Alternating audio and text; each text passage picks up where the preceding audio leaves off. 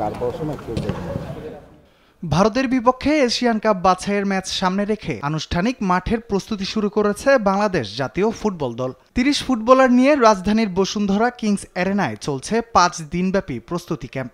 প্রথম দিনের ক্যাম্পে যুক্ত হয়েছেন ২৮ ফুটবলার। তবে এখনও দলে পাওয়া যায়নি বহুল প্রত্যাশিত হামজা চৌধুরীকে। আগামী ২৫ মার্চ সিংলয়ে ভারতের বিপক্ষে তৃতীয় রাউন্ডে খেলবে বাংলাদেশ।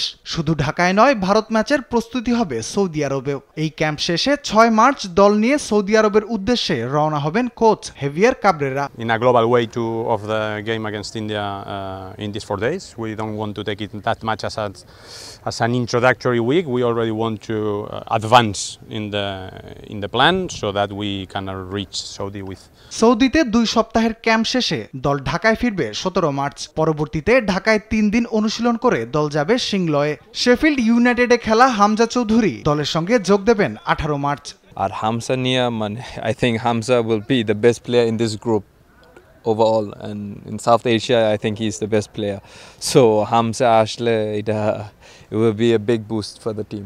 ভারতের ম্যাচকে রাইভাল হিসেবে দেখে বাংলাদেশের ফুটবল ভক্তরা।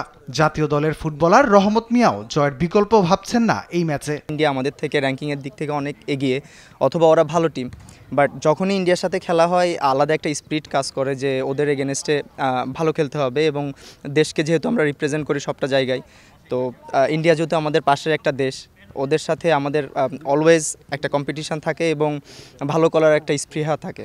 নতুন বছরে নতুন রূপে প্রস্তুতি শুরু করেছে বাংলাদেশ। দলকে শক্তিশালী করতে জামাল ভুঁইয়াদের সাথে যুক্ত হচ্ছেন হামজা ও ইতালিয়ান ফুটবলার ফাহমেদুল ইসলাম। লক্ষ্য ভারতকে হারিয়ে ৩ পয়েন্ট নিয়ে দেশে ফেরার। রাফিউল ইসলাম রাতুল, দেশ টিভি, ঢাকা।